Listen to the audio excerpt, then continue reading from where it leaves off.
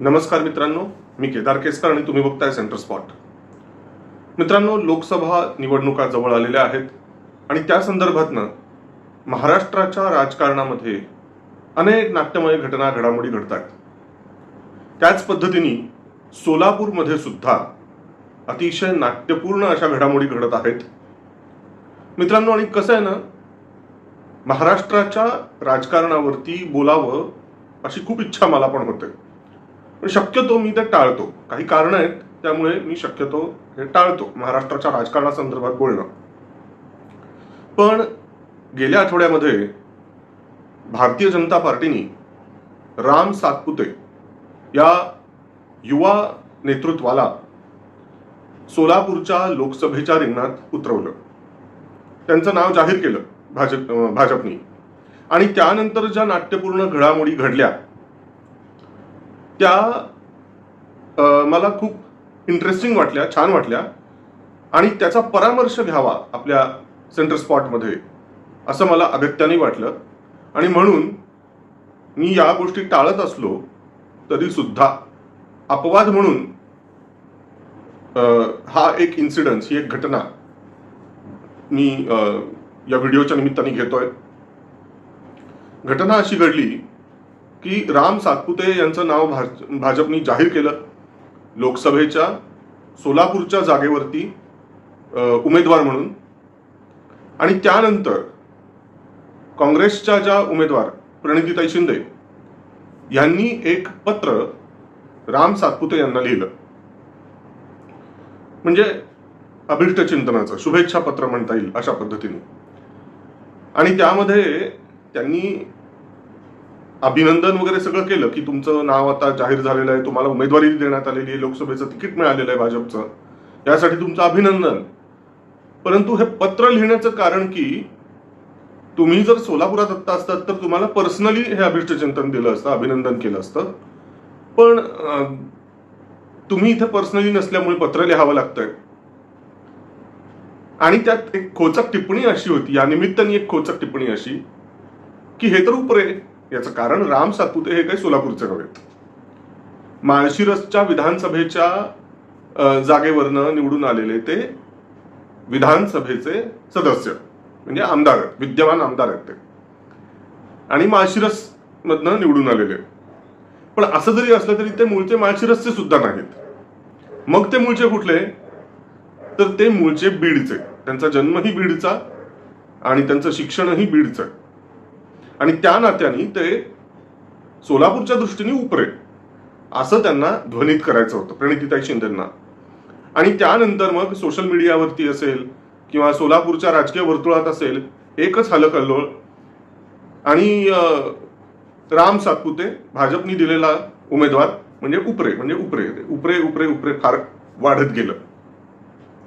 इतकंच नाही तर जे जे भारतीय जनता पार्टीचे जे जे असे काही नेते, इथले स्थानिक नेते की ज्यांना अपेक्षा होती, स्वाभाविक अनेक जणांना असते अपेक्षा की आपल्याला तिकीट मिळायला पाहिजे, असे इच्छुक जे काही नेते होते भाजपमधले, जे आता असंतुष्ट झाले होते कारण की त्यांच्या नावाचा विचार न होता राम सातपुते यांचा झाला.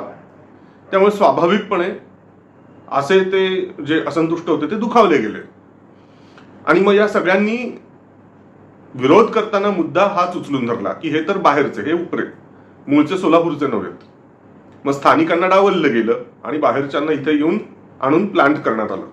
अशा पद्धतीची एक टीका झाली, जी जनरली कुठल्याही ठिकाणी होते. जर तुम्ही स्थानिक उमेदवाराला तिथे दिलं नाहीत संधी आणि बाहेरच्याला तिथे संधी दिली की स्वाभाविकपणे तिथे काही प्रमाणात तरी नाराजी निर्माण होते. आपण हे बघितलंय पुण्यामध्ये घडताना. पुण्यामध्ये गेल्या वेळेला, म्हणजे विधानसभेच्या संदर्भामध्ये म्हणतोय मी, विधानसभेच्या पुण्याच्या जागेवरती स्थानिक उमेदवाराला डावलून तिथे चंद्रकांतदादा पाटलांना संधी देण्यात आली. आता ही कृती योग्य झाली का चुकीची झाली का काय काय काय घडलं हे आपण कोण ठरवणार? ते शीर्षस्थ नेतृत्व ठरवतं, बरोबर आहे की नाही? त्याच्यामुळे ते चांगलं घडलं वाईट घडलं ही गोष्ट आपण तात्पुरती बाजूला ठेवू. पण तशी घटना घडली आणि काही जण ह्या निर्णयाची बाजू घेणारे झाले आणि काही जण विरोध करणारे झाले, कारण नाराज झाले बरेच जण. असंच काहीसं चित्र राम सातपुतेंच्या संदर्भात पण घडतंय सोलापूरमध्ये. पण या निमित्ताने म्हणजे जे नाराज आहेत त्यांचं आपण समजू शकतो की काही ना काहीतरी, जे नाराज असतात ते काही ना काहीतरी एक मुद्दा त्यांना हवा असतो, कारण ते नाराज असतात. मग ते स्वतः डावलले गेले असतात, म्हणून त्यांना एखादा मुद्दा हा उचलून धरायचा असतो. सो आपण त्यांना तात्पुरतं बाजूला ठेवू. पण काँग्रेस पक्षाच्या प्रणितीताई शिंदे यांनी त्यांना उपरं म्हणणं आणि त्यांच्यावरती टीका करणं हे जरा मजेशीर आहे आणि ते खटकण्यासारखं सुद्धा आहे. ते का तसं मी म्हणतोय हे आता सांगणारच आहे. पण तत्पूर्वी आपण उपरे आहोत, आपण बाहेरनं आणून ठेवलेले आहोत, असं जे काही क्रिटिसिझम जे होतंय, जी टीका होती, त्या टीकेला उत्तर देताना राम सातपुते यांनी सुद्धा एक पत्र लिहिलं आणि त्या पत्रामध्ये त्यांनी असं म्हटलं की सोलापूरकरांचा सालगडी म्हणून काम करेन. सालगडी ही कल्पना ज्यांना माहीत नसेल त्यांना सांगतो की सालगडी म्हणजे एक असा कामावरचा गडी असतो, तो शेतामध्ये सहसा, की तो एक साल म्हणजे एक वर्ष पूर्ण, आणि गडी म्हणजे तो वर्कर. हा पूर्ण वर्ष जे काही ते कॉन्ट्रॅक्ट असतं त्यानुसार तेवढा कॉन्ट्रॅक्टचा जो पिरियड असतो 1 वर्षाचा, ते पूर्ण वर्ष तो तिथं झोकून देऊन काम करत असतो. तो तिथंच राहतो आणि तिथंच काम करतो, पूर्ण तिथला होऊन जातो त्या मातीतला. पण तो असतो मूळचा बाहेरचा असतो, कारण सहसा स्थानिक गडी असे मिळत नाहीत, सालगडी म्हणून. सध्याच्या काळातल्या शेतीच्या विषयी मी बोलतोय. तशा पद्धतीचा ती टर्म, ती शब्द योजना चपखलपणे राम सातपुते यांनी केली की सोलापूरचा सालगडी म्हणून मी सोलापूरच्या प्रश्नांना सोडवीन आणि सोलापूरच्या विकासाला गती देईन. अतिशय परफेक्ट आणि चपखल भाषेत त्यांनी उत्तर दिलं. तर प्रत्यक्षात काम करणार आहेत किंवा नाही करणार आहेत, मुळात निवडून येतात की नाही येतात ते बघण्याची गोष्ट आहे. पण उत्तर तर खूप समर्पक दिलं. आता कमिंग बॅक टू हे उपरा आणि बाहेरचा वगैरे जे काही शब्द योजना झालेली आहे आणि टीका काँग्रेसकडून झाली आहे, प्रणितीताई शिंदेंच्याकडून झाली आहे, त्या संदर्भात मला एक सांगायचं आहे की काही वर्षांपूर्वी लोकसभेच्याच जागेवरती माढा मतदारसंघामध्ये शरद पवार कसे काय उभे होते? शरद पवारांचा आणि माढ्याचा काय संबंध आहे की नाही? आणखीन एक गोष्ट,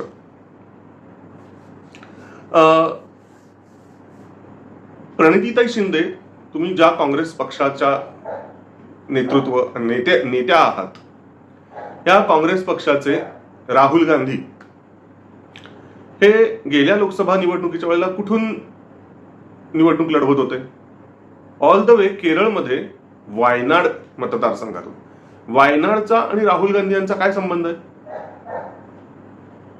वायनाडमध्ये त्यांचा जन्म झाला, वायनाडमध्ये त्यांचं काही शिक्षण झालं, प्राथमिक म्हणा किंवा शालेय म्हणा, काहीतरी शिक्षण त्यांचं तिथं झालं का? कॉलेज त्यांचं तिथं होतं का? तिथं त्यांचं काही फॅक्टरी वगैरे काही आहे का? काही शेतजमीन वगैरे आहे? काय आहे काय वायनाडचा संबंध? ते वायनाडच्यासाठी ते उपरेच आहेत, बरोबर ना? पुढची गोष्ट, बेल्लारी नावाचा एक मतदारसंघ आहे कर्नाटकमध्ये. 1991 साली सोनिया गांधी यांनी बेल्लारीमधून निवडणूक लढवलेली होती. कर्नाटकचा आणि त्यातही बेल्लारीचा आणि गांधी नेहरू परिवाराचा काय संबंध आहे? उपऱ्याच आहेत त्या. सोनिया गांधी उपऱ्याच बेल्लारीच्यासाठी. आता कसं आहे, या नेहरू गांधी परिवाराचं तसं बघायला गेलं तर कार्यक्षेत्र, मोतीलाल नेहरू यांचं कार्यक्षेत्र अलाहाबादचं, कारण ते अलाहाबाद कोर्टामध्ये त्यांनी त्यांची सगळी कारकीर्द घालवली. तसं त्यांचं शिक्षण झालं कानपूरमध्ये, काही काळ राजस्थानात पण होते आधी, पण असो ती गोष्ट आपण बाजूला ठेवूया. पण अलाहाबाद कोर्टमध्ये त्यांची कारकीर्द झाली आणि मग त्यामुळे वास्तव्य त्यांचं सगळं अलाहाबादलाच होतं. तर अलाहाबादमधून ह्यांनी निवडणूक नाही लढवली, म्हणजे आज ते प्रयागराज जे आहे तिथून नाही निवडणूक आहे हे लढवत आहेत कुणीच. तर अमेठी आणि रायबरेली हे पारंपरिक त्यांचे मतदारसंघ आहेत. हे रायबरेली आणि अमेठी हे अलाहाबाद पासून 200 किलोमीटर पेक्षाही जास्त अंतरावरती स्थित असलेली गाव आहेत. मग त्या दृष्टीने जर विचार केला तर तसेही ते उपरेच म्हणायला पाहिजे, पण आपल्याला माहित नाही, म्हणजे त्या रायबरेली आणि अमेठीमध्ये त्यांच्या काही जमिनी आहेत का नाममात्र खूप आधीपासूनच्या, आणि ज्यामुळे ते तिथले स्थानिकच आहेत असं दाखवू शकतात, असं काही असेल तर आपल्याला माहित नाही. त्यामुळे आपण तात्पुरतं चला अमेठी आणि रायबरेलीला तात्पुरतं आपण बाजूला ठेवूया. पण बेल्लारी आणि वायनाडच्या बाबत तुम्ही काय म्हणणार? प्रश्न आहे हा मोठा. आणि त्याहून पलीकडे तुम्ही जर काश्मीरी ब्राह्मण म्हणता ना, नेहरू गांधी परिवाराला काश्मीरी ब्राह्मण म्हणता, मग काश्मीरमधून एकही निवडणूक तुम्ही का नाही बरं लढवलीत? आणि ते सोडून तुम्ही सगळं युपी मधनं निवडणुका लढवता. बर, आपले नरेंद्र मोदी पंतप्रधान ते तर मूळचे गुजरातचे, पण त्यांनी वाराणसीतून निवडणूक लढवलेली आहे.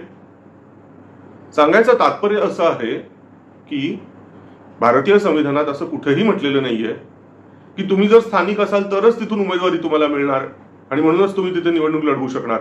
तुम्ही बाहेरचे असाल, दुसऱ्या कुठल्या स्टेटचे असाल, दुसऱ्या कुठल्या मतदारसंघातले असाल, दुसऱ्या जिल्ह्यातले असाल, तर तुम्हाला संधी अमुक एका मतदारसंघातून निवडणूक लढवायची परवानगी मिळणार नाही. असं काही नियम नाही, असा काही कायदा नाहीये संविधानामध्ये. मग असं असताना विनाकारण हा मुद्दा बनवणं हे खरं म्हणजे चुकीचं आहे. मला वाटतं की एखाद्या कॅन्डिडेटचं ची कारकीर्द तपासावी, त्यांची हिस्ट्री तपासावी, त्यांचा स्किल सेट तपासावा, बरोबर? म्हणजे त्यांची पार्श्वभूमी काय, त्या उमेदवाराचं शिक्षण काय, त्याची आतापर्यंतची कारकीर्द कशी आहे, काही अनुभव कसा आहे आतापर्यंतचा त्यांचा, त्याही पलीकडे जाऊन त्यांच्याकडे ती क्षमता ते दिसतीये का आणि त्यांच्याकडे ते नेतृत्व दिसतंय का, या गोष्टी तपासायला पाहिजेत. आणि मतदारांनी पण हा एक विचार करायला पाहिजे की स्थानिक का उपरे हे आपल्यासाठी एवढं महत्वाचं आहे का, की आपले प्रश्न मिटवले जाणं, प्रश्न सॉल्व्ह होणं हे जास्त आवश्यक आहे. कारण काय, आतापर्यंत सोलापूरनी स्थानिकच नेतृत्वाला निवडून देण्याचा प्रयत्न केला ना.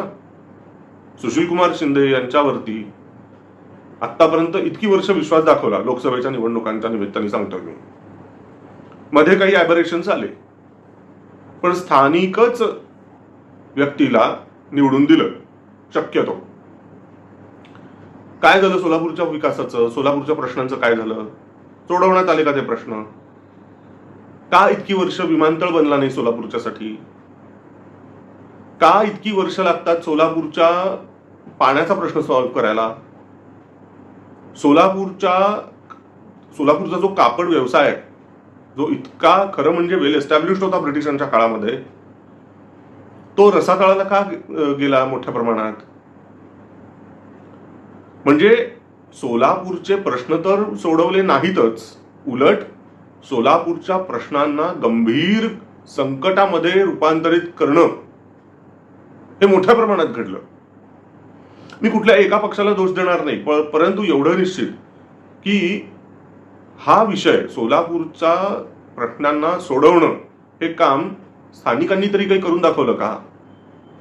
मग कुठल्या तोंडाने हे म्हणतात की आम्हाला उपरे नकोत? माझं म्हणणं आहे, स्थानिक असोत किंवा उपरे असोत, जे कोणी असाल, बाबांनो प्रश्न सोडवा सोलापूरचे. ते स्थानिक आहेत का उपरे ते नंतर बघू. प्रश्न जर का मिटणार असतील, प्रश्न सॉल्व्ह होणार असतील आणि सोलापूरच्या विकासाला किकस्टार्ट होणार असेल, तर आम्ही कोणालाही डोक्यावर घेऊ.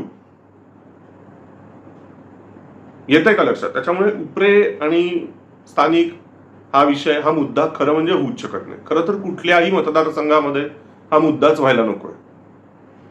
त्या उमेदवाराच्याकडे धडाडी आहे का, क्षमता आहे का आणि करून दाखवण्याची जिद्द आहे का, या गोष्टीला महत्व द्यायला पाहिजे. तर असो मित्रांनो, आत्तापुरती मी इथेच रजा घेतो आणि अशाच पद्धतीने आपण काही जर इंटरेस्टिंग विषय जर घडले या लोकसभा निवडणुकीच्या निमित्ताने, तर अपवाद म्हणून आपण त्या संदर्भातनं वेळोवेळी व्हिडिओज करू. पण अन्यथा आपलं सगळं लक्ष राहील ते इंटरनॅशनल रिलेशन्स आणि राष्ट्रीय सुरक्षेचे विषय. आणि पुढच्या व्हिडिओकडे तुम्ही लक्ष द्या आणि याही व्हिडिओवरती भरभरून प्रेम करा, लाईक करा, शेअर करा आणि सेंटर स्पॉटला सबस्क्राईब करायला विसरू नका. धन्यवाद.